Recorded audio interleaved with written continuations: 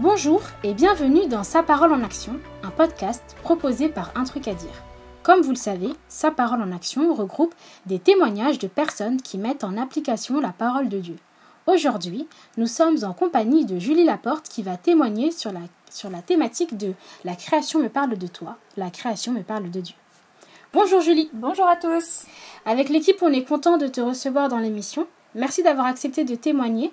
Mais avant d'écouter ton témoignage, présente-toi rapidement à nos auditeurs en nous donnant 3 choses, le verset biblique qui te représente, un cantique que tu aimes beaucoup et un personnage biblique que tu apprécies.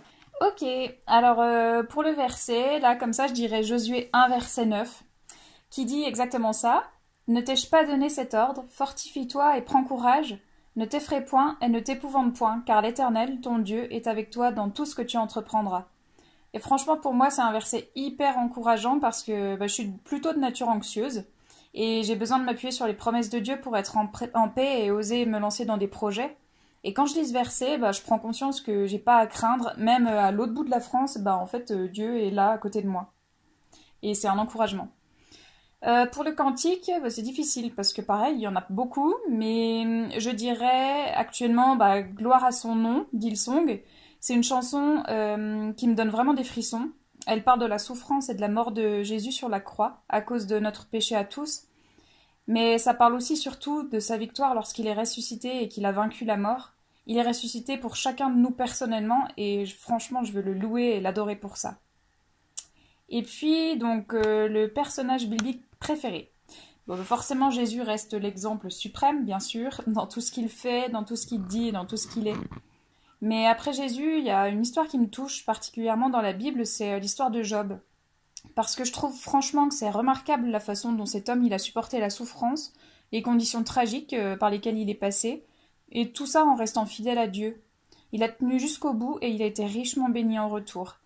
Et pour moi, c'est vraiment un exemple parce que j'ai tendance à souvent à attendre mon dû de Dieu et à lui demander que tout roule comme sur des roulettes dans ma vie, au lieu de chercher premièrement sa volonté, quoi.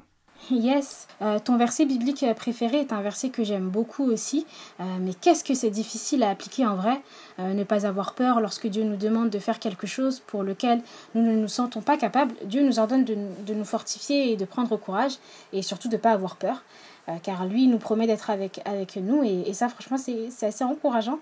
Mais waouh, Job, quel homme persévérant et fort.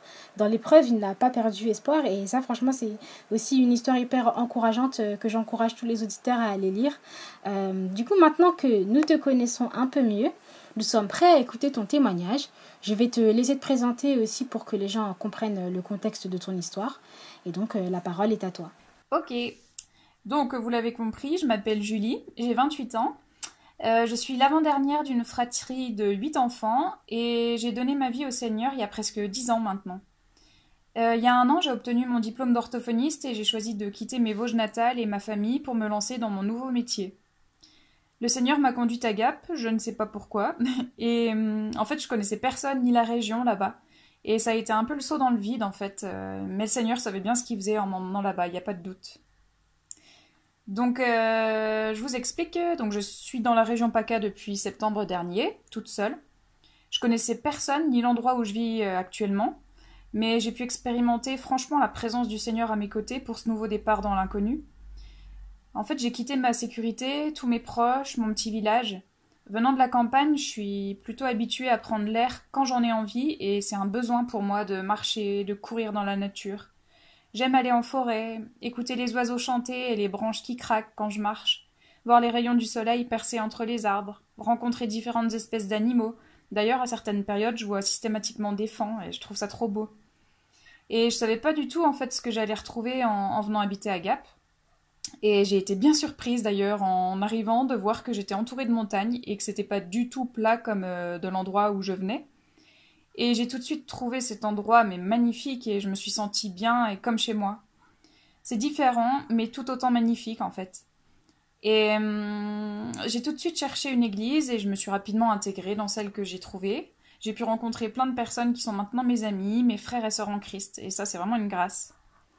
Donc en fait, tout allait très bien dans ma petite vie, au boulot, tout ça. avant que le Covid-19 ne fasse irruption dans ma petite vie bien rangée.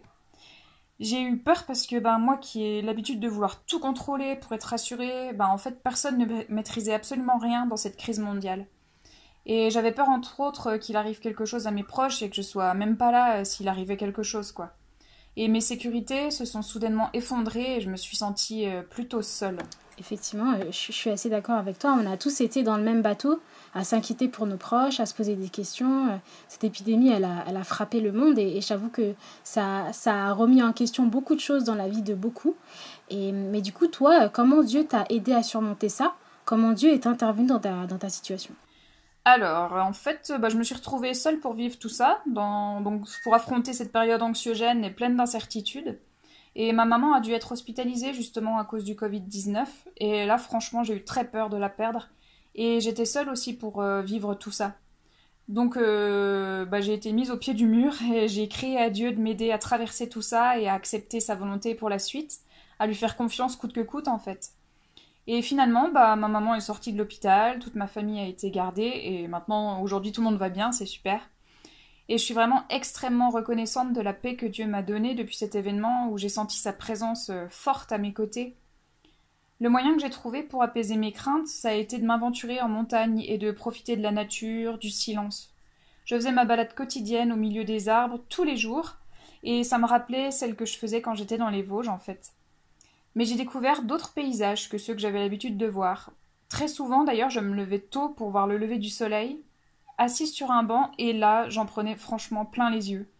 Très rapidement, le ciel s'illuminait et l'énorme boule de feu apparaissait derrière les sommets rayonnants. Et ce spectacle me remplissait de l'amour de Dieu, j'avais envie de chanter et d'hurler à Dieu merci pour ce cadeau qu'il m'offrait tous les matins à voir.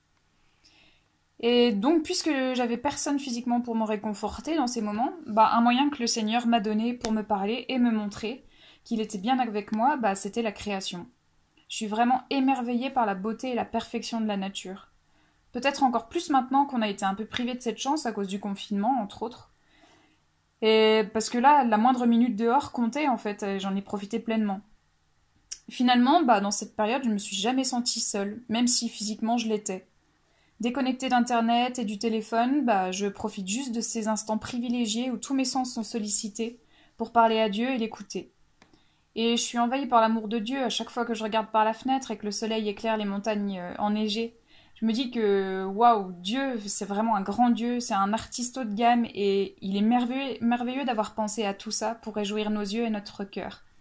Malheureusement, l'être humain est en train de tout détruire, mais ça, c'est une autre histoire. Juste en fermant les yeux, on peut imaginer tout ce que tu dis et ça, franchement, ça fait trop du bien en fait.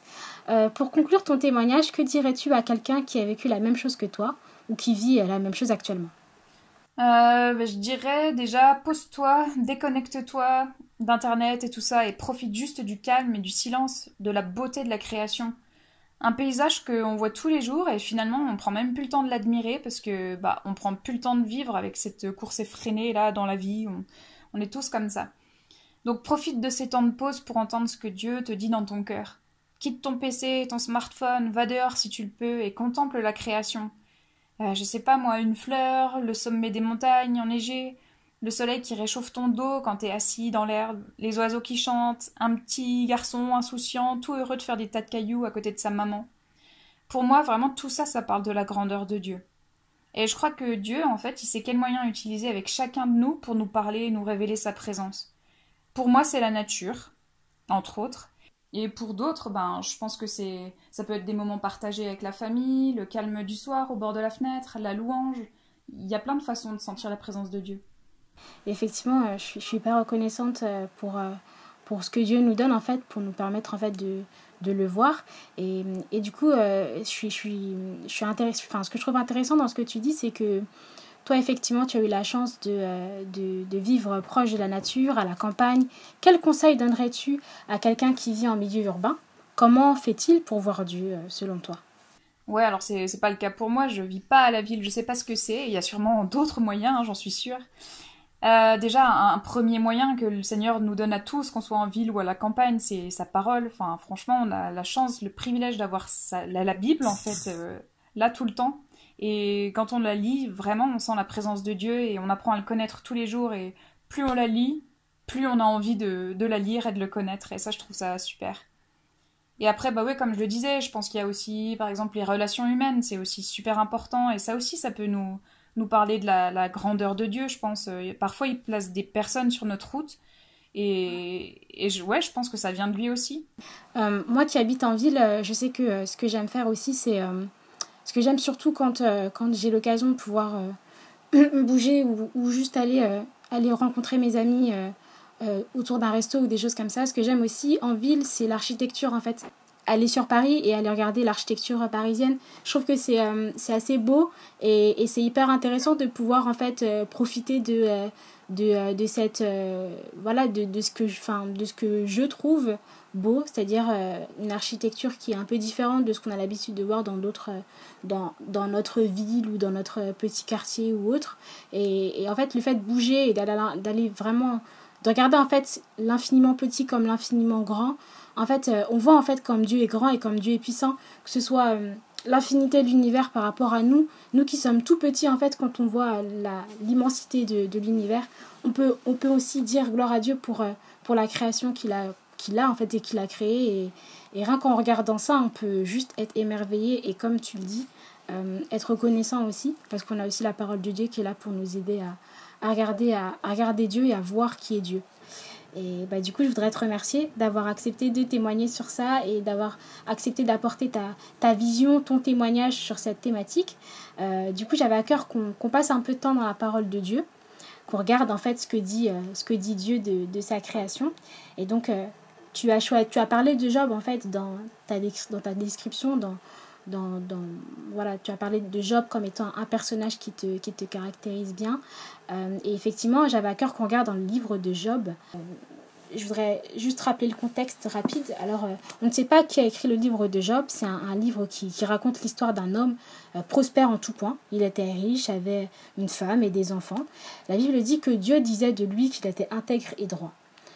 Ce livre aborde la thématique de la souffrance de l'homme juste.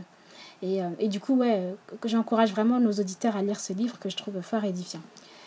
Ce qui va nous intéresser, c'est l'une des interventions de Dieu dans le livre au chapitre 38, du verset 20. Donc j'ai pris juste un extrait du verset 22 au verset 38. C'est un passage où Dieu parle avec Job. Donc là, je vais lire dans la version second 21. Es-tu parvenu jusqu'aux réserves de neige ? As-tu vu les dépôts de grêle que je tiens en réserve pour les moments de détresse, pour les jours de guerre et de bataille ? Par quel chemin la lumière se divise-t-elle et le vent d'est déferle-t-il sur la terre ? Qui a ouvert un passage pour les averses, un chemin pour l'éclair et le tonnerre, pour que la pluie tombe sur une terre sans habitants, sur un désert où il n'y a pas d'être humain ? Pour qu'elle rassasie les endroits solitaires et arides et fasse pousser et sortir l'herbe ? La pluie a-t-elle un père ? Qui donc fait naître les gouttes de rosée ? De quel ventre est sortie la glace et qui a donné naissance au givre, pour que l'eau se déguise en pierre et que la surface du gouffre reste figée ? Peux-tu serrer les liens des Pléiades ou détacher les cordages d'Orion ? Fais-tu paraître au moment voulu les constellations du zodiaque et conduis-tu la grande ours avec ses petits ? Connais-tu les règles du ciel ? Peux-tu instaurer l'autorité de Dieu sur la terre ? Peux-tu élever ta voix jusqu'aux nuages pour que des torrents d'eau te couvrent ? As-tu lancé des éclairs ? Sont-ils partis ? Te disent-ils, nous voici ? Qui a mis la sagesse au fond du cœur ou donné l'intelligence à l'esprit ? Qui a la sagesse nécessaire pour compter les nuages, Qui peut faire pencher les cruches du ciel pour provoquer des coulées de boue et coller ensemble les mottes de terre ? Waouh ! Quand je lis ce passage, je suis toujours impressionnée par la grandeur de Dieu. Et du coup, moi, j'avais une question à te poser. Quel lien y a-t-il entre ton témoignage et ce passage biblique ? C'est vrai que ce passage est assez ouf. Personnellement, il me montre à quel point je suis toute petite, en fait, devant ce grand Dieu, quoi. Et en fait, c'est donc quand Job est dans une période vraiment difficile pour lui, et il demande un peu des réponses à Dieu, et voilà, Dieu lui répond comme ça, en faisant un parallèle entre sa sagesse, sa toute-puissance, son omniscience, et finalement la petitesse de l'être humain face à la création et le manque de connaissance qu'on a aussi de ce grand Dieu. Par la grandeur et la perfection de la création, je constate que Dieu, il est bien plus élevé que ce que j'imagine. Et je le restreins trop souvent, en fait, à ma petite vision égocentrique et limitée. Et il est visible, franchement, mais dans tout ce qu'il a créé, et c'est comme ça que je ressens sa présence et son amour pour moi. Donc je t'encourage, si t'es aussi toi dans une période de souffrance, eh ben crie à Dieu, aie confiance, il t'entend. Enfin, il répond pas toujours, c'est vrai, tout de suite et comme on le voudrait, mais il répond en son temps et il redonne abondamment si on reste accroché fidèlement à ses promesses. Donc aie confiance, ouvre les yeux, regarde bien autour de toi, il te montre par plein de manières différentes qu'il est vraiment bien là, à côté de toi et qu'il prend soin de toi, comme il prend soin de sa création en fait. Je suis assez d'accord avec ce que tu dis, c'est vrai et merci encore d'avoir partagé ça avec nous. Le podcast, du coup, il touche à sa fin, ça y est, c'est la fin. Vraiment, c'était un plaisir de passer du temps avec toi, de t'écouter, nous parler de la création de Dieu et de voir comme Dieu te parle à travers la création. Merci d'avoir partagé tout ça avec nos internautes, c'était vraiment rafraîchissant de passer ce temps avec toi. As-tu un dernier truc à dire ? J'ai plus spécialement de trucs à dire. Il est l'heure que j'aille faire ma petite balade maintenant. Eh ben vas-y, je vais te laisser aller faire ta petite balade. C'était un vrai plaisir de t'avoir avec nous. C'est sur ces belles paroles que nous nous quittons. Soyez bénis, à la prochaine. Et surtout, on n'oublie pas de mettre sa parole en action. Ciao, ciao. Salut Julie. Salut.